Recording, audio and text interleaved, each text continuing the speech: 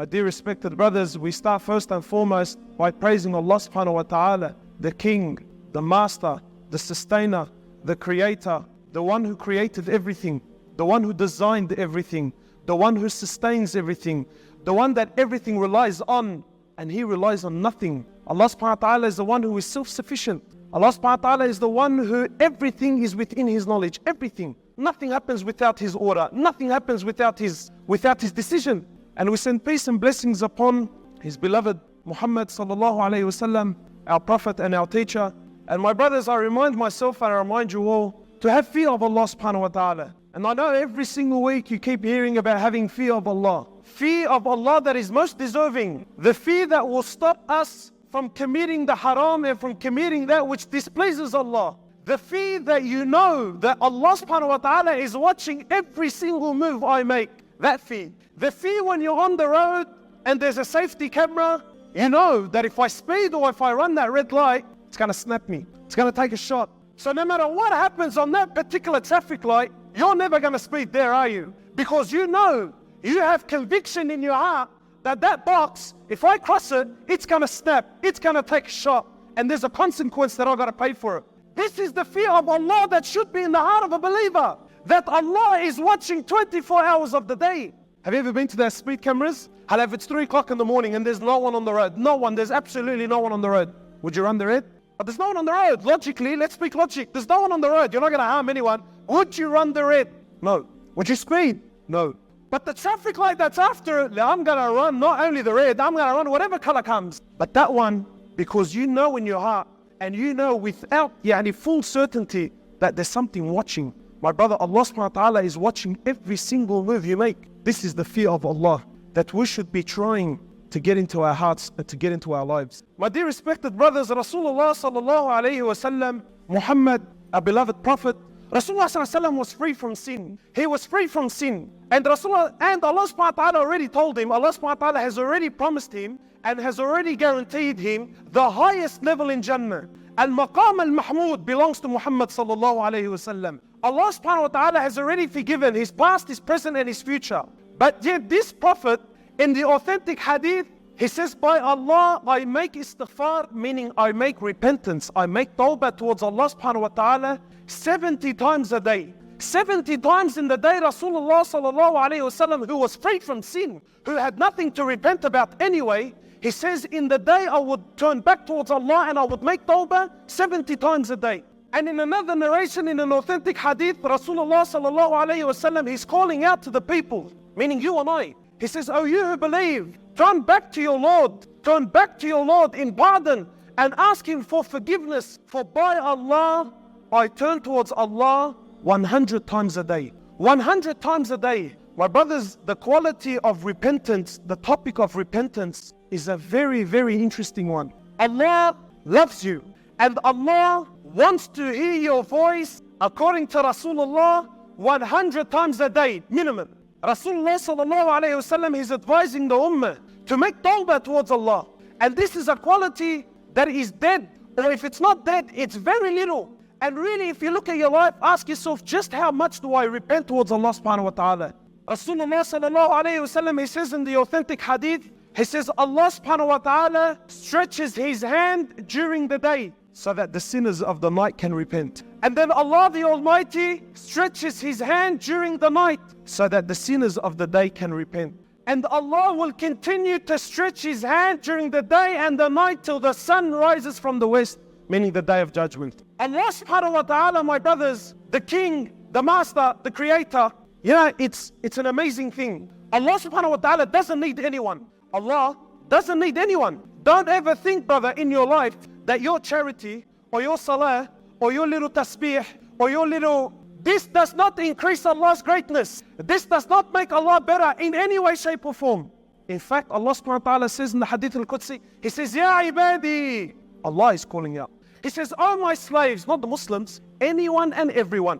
Oh my slaves, Ya ibadi. Law awwalakum wa akhirakum. If the first of you till the last of you, meaning from the first human being till the last human being. If all of you, human and jinn, if you are all together collectively and worship me, and worship me, and worship me, and worship me, until you all come like the best heart amongst you. This does not increase my greatness. It does not increase Allah's greatness. In fact, Rasulullah sallallahu alayhi wa sallam, just to paint the picture that Allah doesn't need our worship. Allah doesn't need our worship.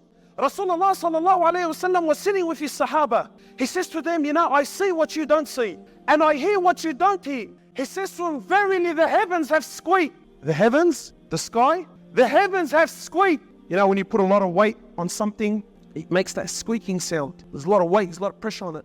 He says, the heavens have squeaked. He says, for by Allah there isn't room for 4 fingers, except there is an angel in prostration towards Allah subhanahu wa ta'ala. Does Allah need me? Does Allah need the $10 I'm going to put in the box when I walk out?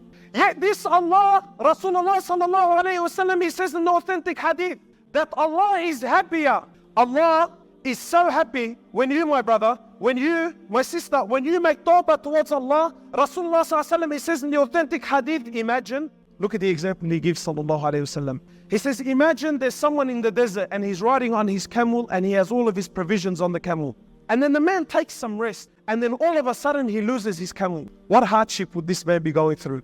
Everything, my food, my water, my transportation is on the camel, and I lose the camel. He says sallallahu alayhi wa sallam in the authentic hadith, then imagine this man was to take some rest, then all of a sudden he was to see his camel again. How happy would you become? How happy would you be? He says Allah is happier than this man. When you make tawbah to him, Allahu Akbar. Ya Allah, you don't need me.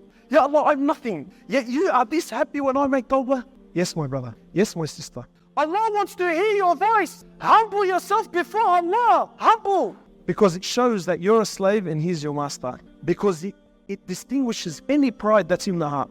Anything. How much does Allah love us? How much does Allah love us? He says, oh my slave, what a Rabb, what a Lord we worship. There was an Egyptian sheikh.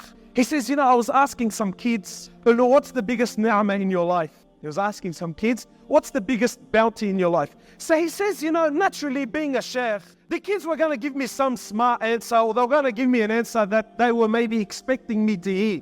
He says, so I went around and I asked, and one guy said, the biggest ni'mah is Iman.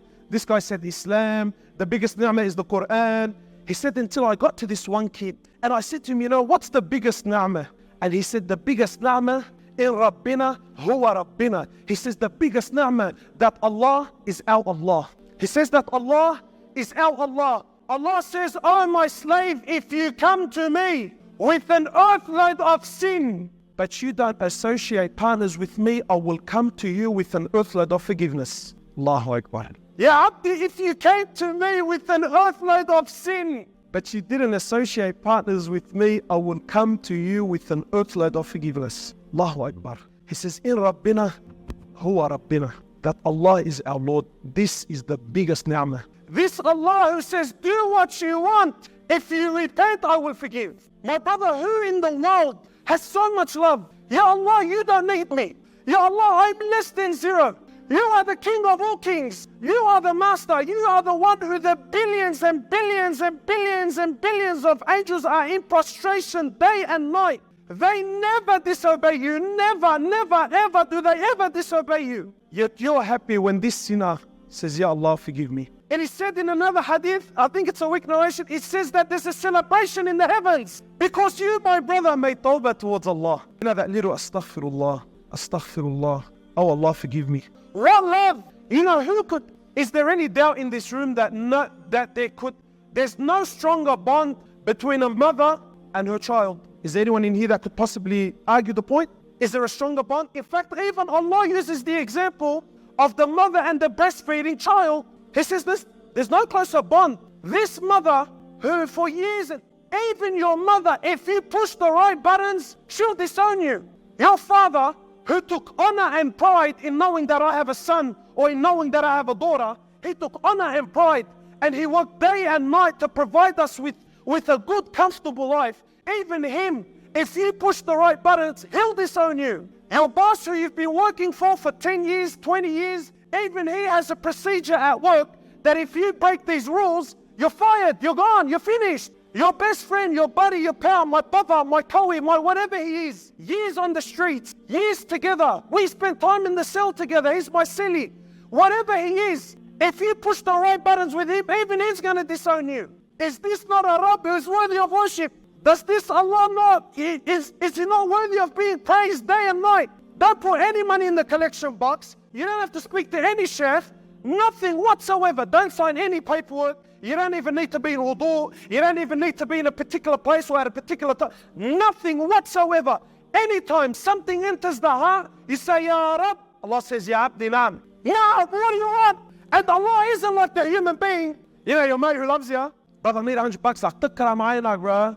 You know the livers? أنا خرطوش فرطك. أنا. Right? So he gives you the 100 and then the 200 and then the 300. Taran. Tukhlit, bro. Like, you're my brother-in-law, but far out. Like, give and take, bro. Yeah? Allah, the more you ask, the happier. Allah, the bigger the ask, the bigger the wish, the happier he is. Rasulullah sallallahu alayhi wasallam, he says, every single human being is a sinner. Everyone. Sheikh, Mufti, whatever he is, he's a sinner. He says, and the best of sinners are those who make tawbah towards Allah. In fact, Allah says, if this ummah was to stop sinning, Allah would replace it with an ummah that sins and then makes tawbah. Is this Rabb not worthy of worship? How much love does Allah have towards us? This is Allah, my brothers. This is Allah. And Allah wants to hear your voice. Humble yourself before Him. Do it in the dark. Do it on your own. Do it in public. In wudu, out wudu, doesn't matter. Come to Allah. Allah wants to hear your voice. Allah already knows what you do in secret, in the dark is, and Allah already knows it anyway. But Allah wants to hear your voice. Allah wants to see you humble yourself before Him. And that's why, my brother, when you raise your hands and you say, Ya Rabb, oh Allah, Allah, if you don't forgive me, who's going to forgive me? Allah, if you don't have mercy upon me, who's going to have mercy upon me? Who? Allah, I knock on your door. If you don't open the door, then who's going to open the door? Who? Brother and sister, if you had the money of the world, who can forgive your sins other than Allah? No one except Him. أقول قولي هذا أستغفر الله لي ولكم.